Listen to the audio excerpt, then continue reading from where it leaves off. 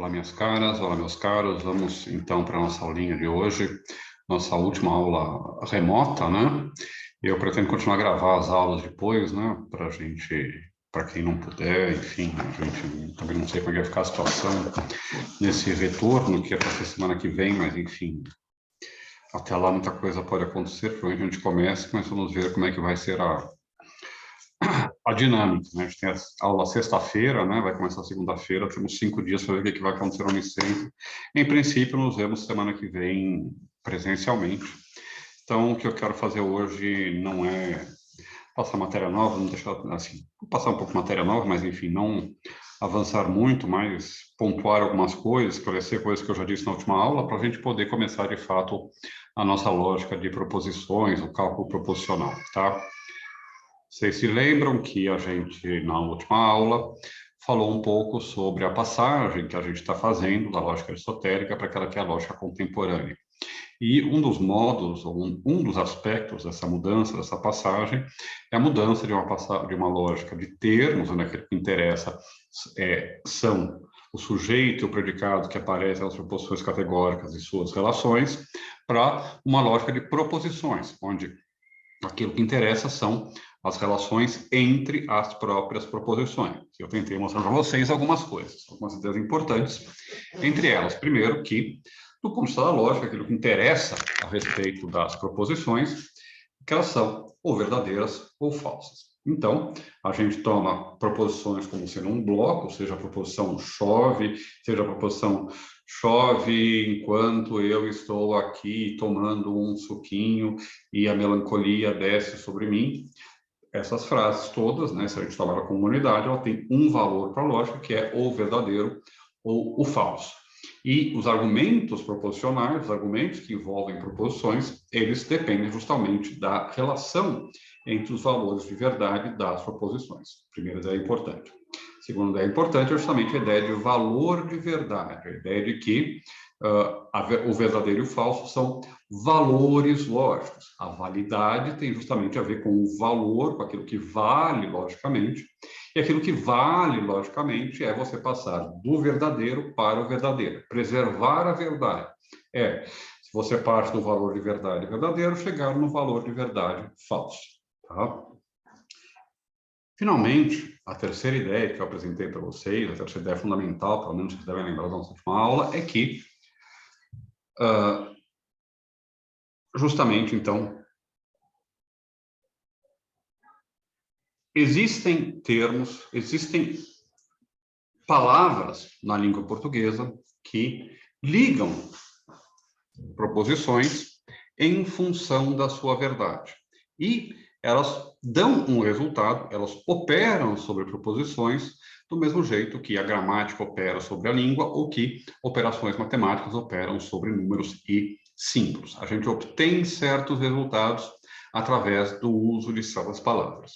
Essas palavras, vocês se lembram, são palavras como e, que a gente chama de conjunção, onde o valor de verdade do e, da conjunção, é verdadeiro se as duas proposições que eu junto são elas próprias verdadeiras.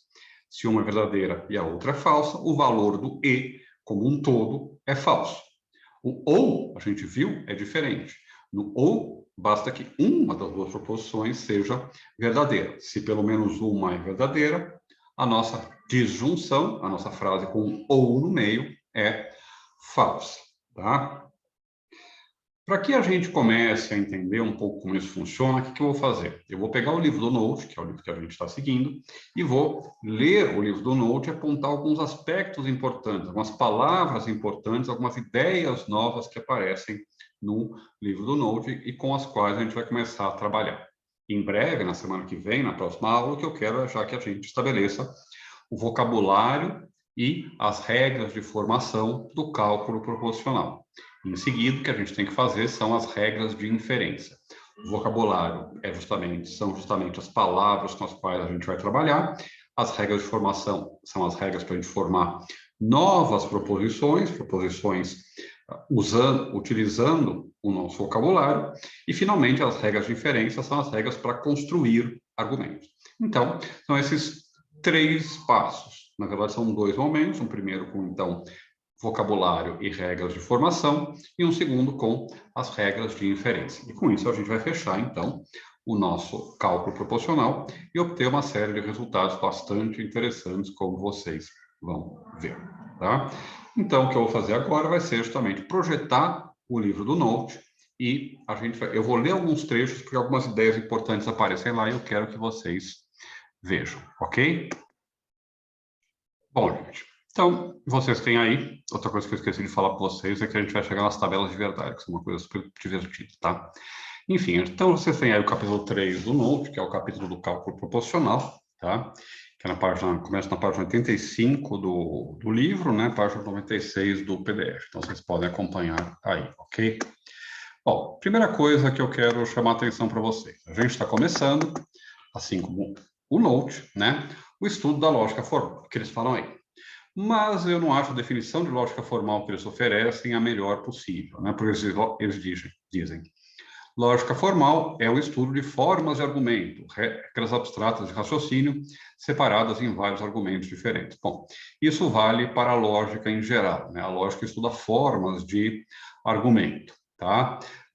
O ponto importante quando a gente pensa em lógica formal é justamente pensar na forma, na ideia de forma, na ideia de que aquilo que garante se o argumento está certo ou não, está correto ou não é o que ele diz, mas a forma que ele tem, o modo como se arranjam, nesse caso, então, proposições. Ou, no caso do Aristóteles, como se arranjam formalmente os termos dentro do silogismo.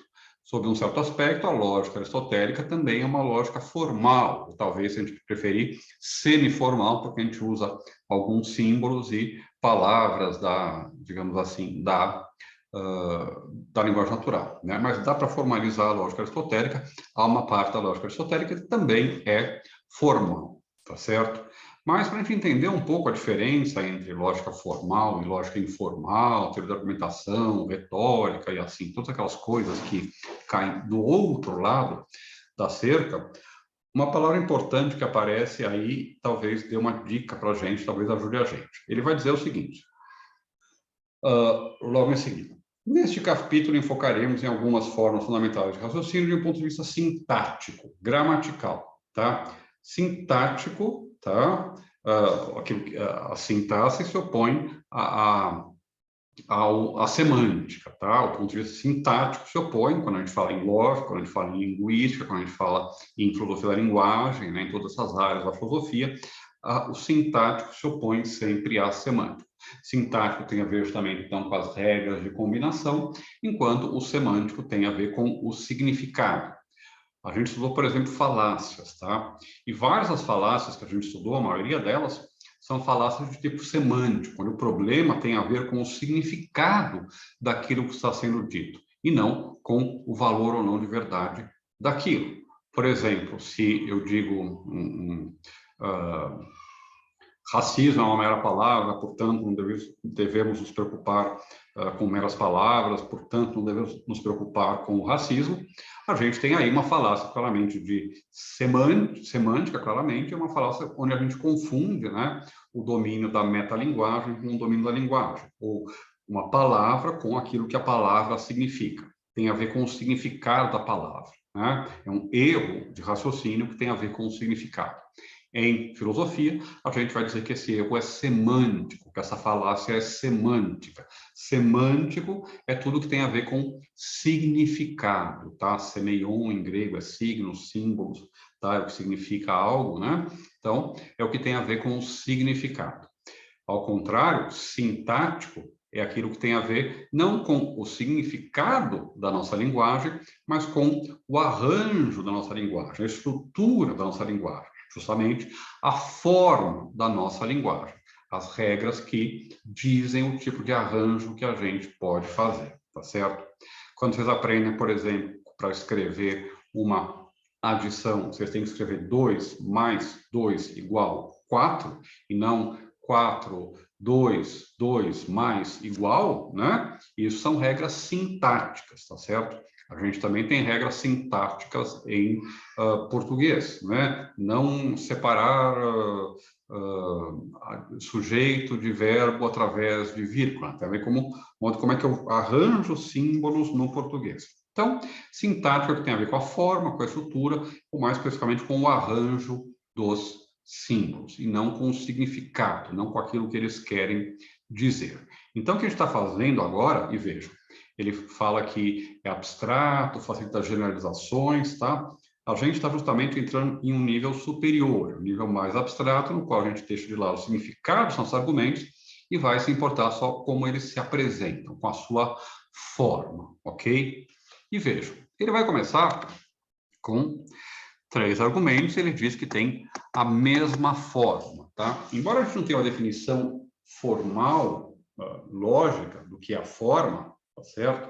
Dá para vocês entenderem um pouco o que é forma, vem dos exemplos que ele vai dar. E vocês podem pensar em forma por analogia com a forma visual, né? Um triângulo ou uma estrela de Davi, por exemplo, tem uma certa forma, né? Essa estrutura, esse arranjo entre as partes, né, que a gente visualiza, é a mesma coisa que a gente vai, entre aspas, visualizar logicamente aqui.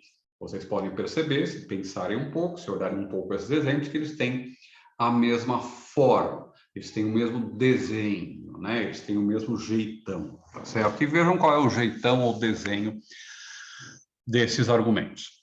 Primeiro argumento: hoje é segunda-feira ou terça-feira? Hoje não é segunda-feira, logo hoje é terça-feira. Vocês lembram que os 3 pontinhos, né, são o nosso sinal de conclusão.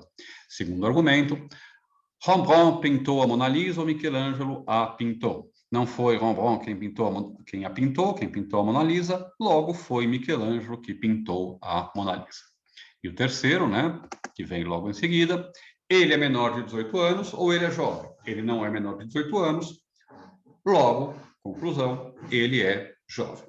E a forma comum desses 3 argumentos é, nos diz o note, P ou Q, né? Ou P ou Q, onde P é uma frase, uma proposição, e Q é uma frase, uma proposição. Vocês se lembram que eu comecei a falar para vocês no comecinho dessa aula, né, que a gente vai aprender o vocabulário do cálculo proposicional, né, os símbolos do cálculo proposicional. Bom, a gente já está aprendendo, porque aqui a gente está usando P maiúsculo para representar uma proposição e Q maiúsculo para representar uma proposição. E vai ser essa convenção que a gente vai seguir. A partir de agora, sempre que a gente quiser representar uma proposição, qualquer que seja ela, seja chove, seja 2 mais 2 igual a 4, seja Bolsonaro deveria depor hoje, mas não vai se apresentar à Polícia Federal para depor, né? Qualquer dessas frases, né? Ela vai ser reproduzida, ela vai ser formalizada, tá? É a palavrinha que a gente vai começar a usar agora, vai ser formalizada através de uma letra maiúscula do português. P, Q, A, B, R, D, S, o que vocês quiserem. A gente vai ver que não são todos, na verdade, mas enfim. A gente usa letras maiúsculas para representar proposições. Então, P representa cada uma dessas primeiras, representa cada uma, em cada um desses argumentos, sempre a primeira proposição do argumento, aquela que vem antes do ou. Enquanto o que representa, formaliza, simboliza a segunda proposição do argumento, aquela que vem depois do ou. Então, no caso lá do primeiro, hoje é segunda-feira ou hoje é terça-feira, P simboliza hoje é segunda-feira e Q simboliza, formaliza, né? Hoje é terça-feira. Aí, não é o caso que P, é uma negação de P, está dizendo que P não acontece, tá? Vocês se lembram que a gente falou dos valores de verdade, né? Quando eu nego uma proposição verdadeira, vocês se lembram, eu obtenho o falso. Quando eu nego uma proposição que é falsa, eu obtenho o verdadeiro, tá certo? Então, o que a gente tem aí são sempre 2 proposições com uma disjunção, a negação de uma delas, no caso é a primeira, sempre que é negada, e finalmente, então, a conclusão, que é o outro termo da minha disjunção, tá certo? Vamos pensar algumas coisinhas antes da gente examinar cada um desses argumentos. Esse argumento parece ser bastante bom, né? Por isso eu digo, ou eu vou fazer isso, ou eu vou fazer aquilo, Eu estou dizendo, olha, ou um ou outro. Vocês se lembram que para que uma disjunção seja verdadeira, para que um ou seja verdadeiro, pelo menos um dos dois tem que ser verdadeiro, né? Eu tenho que dizer, o Palmeiras ou é campeão da Libertadores ou é campeão do Brasileiro. Como o Palmeiras é o campeão da Libertadores e não é o campeão do Brasileiro, vejam como hoje eu consegui falar sem me confundir, né?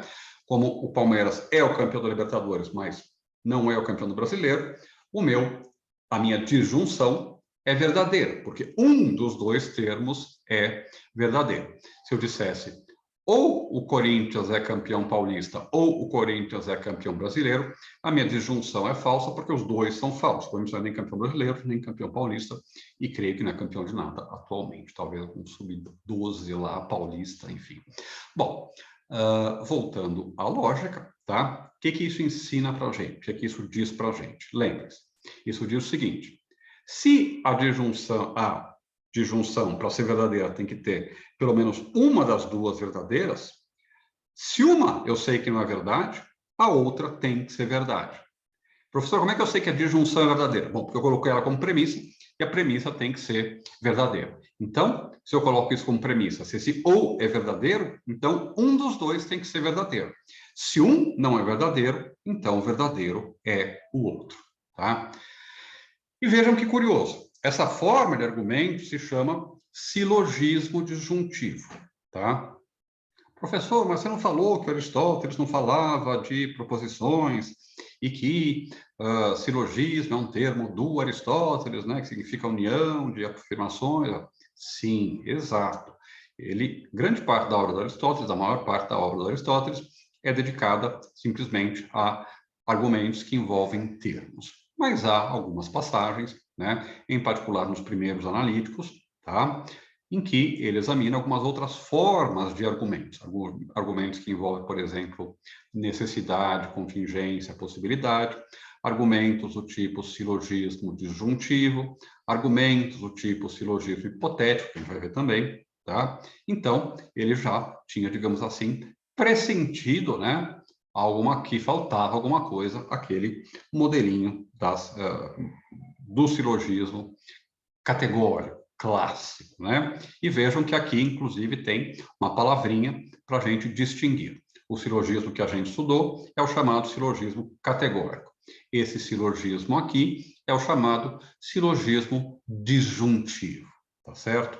Por que disjuntivo? Porque essa palavra é estranha. Lembrem-se que a gente vai chamar o ou de disjunção. O e que junta é a conjunção, o ou que separa é a disjunção, tá?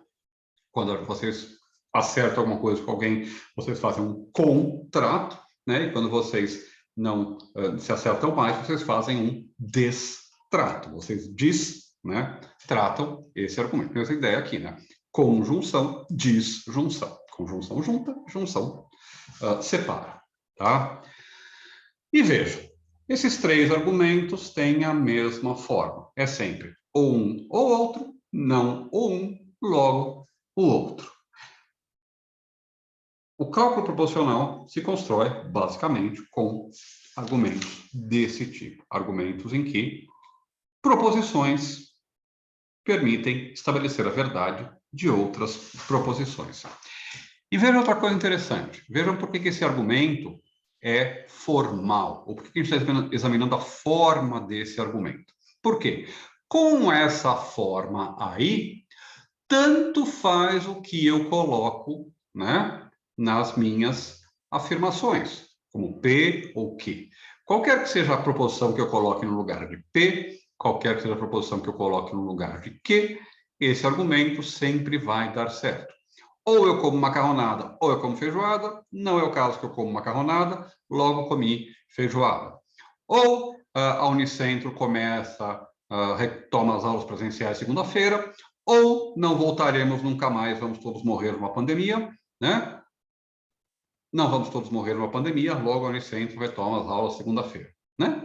Todo e qualquer argumento que tenha a mesma forma será um argumento bom, será um argumento, para usar o nosso termo, válido, tá? E vejam, ele é válido porque ele garante a preservação da verdade, garante que se as duas premissas, P ou Q, e não é o caso que P são verdadeiras, a minha conclusão, Q, também é verdadeira, tá certo? Agora, outra ideia que eu acho que eu quero que a gente introduza, tá? Que a gente já conhece, na verdade, porque foi o tema do final da nossa última aula, é a ideia de operadores lógicos, tá? Primeira coisa interessante que aparece aí, outro termo que é importante a gente conhecer já, é o termo instância. O que é uma instância? Uma instância é um exemplo, é um caso de um argumento. Argumentos têm uma forma, quando eu preencho essa forma, né, o argumento tem a forma, por exemplo, P ou Q, não P, logo Q. Quando eu preencho essa forma com proposições, eu tenho uma instância, um caso, um exemplo, uma aplicação dessa forma de argumento. Eu tenho, então, uma instância do argumento ou uma instância da forma. Se eu escrever o Palmeiras ou é o campeão brasileiro ou é o campeão da Libertadores, o Palmeiras não é o campeão brasileiro, logo o Palmeiras é campeão da Libertadores, isso é uma instância, um exemplo da forma de argumento, silogismo disjuntivo. Todos os exemplos concretos de argumentos que têm essa forma são, então, instâncias, casos particulares de uma única forma geral, não mais particular, de argumento. A passagem, digamos assim, dos casos concretos para a forma do argumento é também uma passagem, né, do particular para o geral, né, para o universal, ou do caso concreto para o abstrato ou para a forma, tá? Agora, então, onde eu queria chegar, vejam lá embaixo o seguinte. Este capítulo, blá, blá, blá, preocupar-nos-emos somente com formas consistindo em letras sentenciais combinadas com as seguintes expressões. Não é o caso que a gente chama de negação, já vão se acostumando com essas palavrinhas, tá? E, que a gente chama, vocês sabem de, isso, conjunção, ou, que vocês agora já se lembram direitinho, é disjunção, sem, então, que a gente chama de condicional, às vezes de condicional material, tá certo? E, finalmente, o se e somente se, que a gente chama de bicondicional, tá certo? Essas 5 operações são chamadas de operadores lógicos ou conectivos lógicos, tá? E eu quero que vocês parem para pensar um pouco no significado dessas palavrinhas, tá? Vamos voltar para a semântica, né? Esse aí do aspecto sintático, né? Vamos voltar para o significado das palavras, tá? Por que operadores lógicos ou conectivos lógicos? Vamos parar primeiro no segundo termo, tá? Por que conectivos lógicos? Porque eles conectam proposições, eles conectam, né, os nossos átomos lógicos, nossos tijolinhos lógicos. E, do mesmo jeito que quando a gente junta tijolos, né, a gente não tem simplesmente um monte de tijolos, mas pode ter tem uma coisa diferente, nova. Quando a gente junta, né, proposições, a gente não obtém as mesmas proposições, mas uma nova proposição. Então, por exemplo, quando eu tenho duas proposições isoladas, o Palmeiras é campeão da Libertadores e o Atlético Mineiro é o campeão do Brasileiro, eu tenho duas coisas. Quando eu coloco um conectivo, o que eu faço? Eu conecto, eu junto essas coisas, tá certo? Então, quando eu digo o Palmeiras é campeão da Libertadores e o Atlético Mineiro é o campeão do Brasileiro, isto tudo tem um valor de verdade que é diferente do valor de verdade da minha primeira afirmação, do meu P, e do valor da verdade da minha segunda afirmação, o meu Q, né? Palmeiras campeão da Libertadores, Atlético Mineiro campeão do Brasileiro. Então, um conectivo lógico é justamente aquilo que junta proposições para obter um certo resultado, obter um novo resultado, uma nova proposição, tá certo? Uma coisa importante que você tem que entender é o seguinte: P é uma proposição, o Palmeiras é campeão da Libertadores. Q é uma proposição, o Atlético Mineiro é campeão do Brasileiro. Quando eu coloco um conectivo lógico, aquilo que eu obtenho não são duas proposições, mas é uma nova proposição. Uma unidade que ela própria é inteira ou verdadeira, ou falsa? Quando é que a nova unidade, o Palmeiras é o campeão da Libertadores e o Atlético Mineiro é o campeão do Brasileiro, é verdadeiro. Quando os dois são verdadeiros. Quando é que ela é falsa? Quando um, pelo menos, dos dois é falso. O valor de verdade do todo não é igual meramente ao valor de verdade das partes, né? Depende justamente, então, do conectivo que a gente está usando, de como a gente está juntando as frases. Tanto que, e aí então aparece a segunda frase, o segundo termo que a gente vai encontrar aí. Um outro nome para chamar esses conectivos é operadores lógicos, tá? E eu espero que vocês entendam um pouco isso usando a explicação que eu dei na aula passada e que eu repeti hoje no começo da aula. Do mesmo jeito que quando a gente junta números através de certos sinais, a gente obtém um novo resultado, também quando a gente junta proposições através desses símbolos, desses operadores, desses conectores ou conectivos lógicos, o que a gente obtém é um novo resultado. O valor de verdade de P e Q, P conjunção Q, é diferente do valor de verdade da proposição Q isolada e da proposição P isoladas. Tá? É um novo valor de verdade, é um resultado. Assim como 4 é diferente do 2, do primeiro 2 e do segundo 2, que eu somo para obter 4, tá certo? Então, são operadores lógicos, porque ao introduzir esses conectivos, eu obtenho um resultado.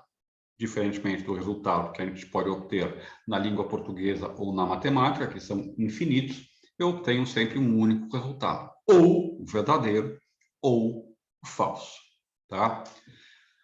Finalmente, tá? Uma última coisa que eu quero que vocês prestem atenção a respeito desses operadores ou conectivos, né? Que é uma coisa que aparece na próxima parte do texto, tá?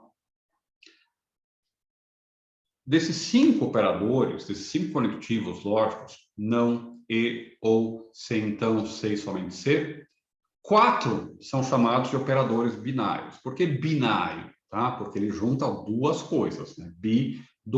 Binário, junta duas coisas. E junta duas frases. Ou junta duas frases.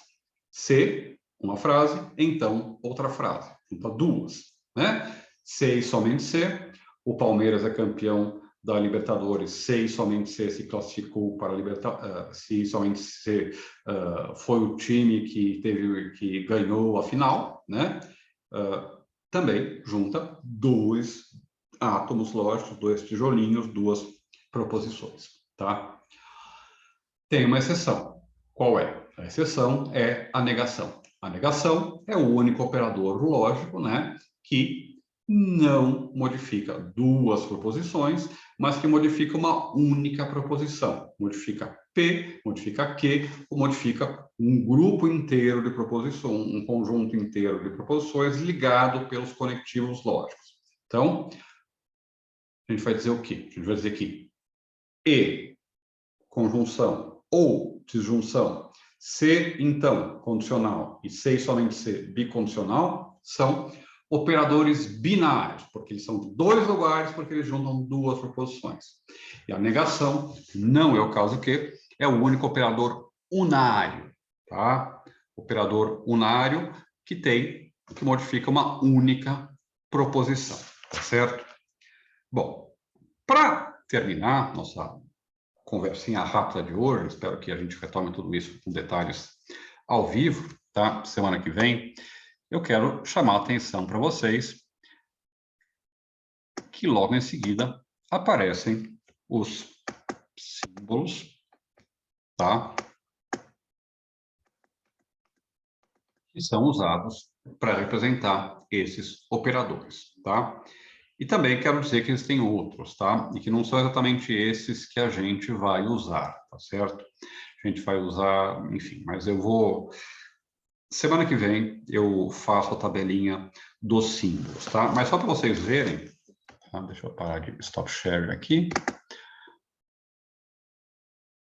Só para vocês verem, tá? Eu completei aqui a tabelinha do livro, né? Deixa eu ver se aparece aqui.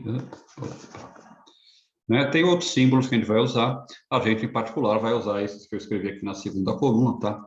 A hora que eu faço isso aí na lousinha, na lousa. Nossa, vamos ver, ter lousa, giz, né? Ficar com todas as roupas empapadas de giz branco, né? Vai ser lindo. Bom, tudo bem, gente? Vamos ficar por aqui. Hoje foi rapidinho, para a gente só entrar em forma. Semana que vem nos vemos todos e pau na máquina, né? Vamos esperar que dessa vez a gente volte, né? Bom, é isso, minha gente. Até mais. Sejam felizes, se cuidem, vacinem-se e torçam para o time de vocês. Tchau.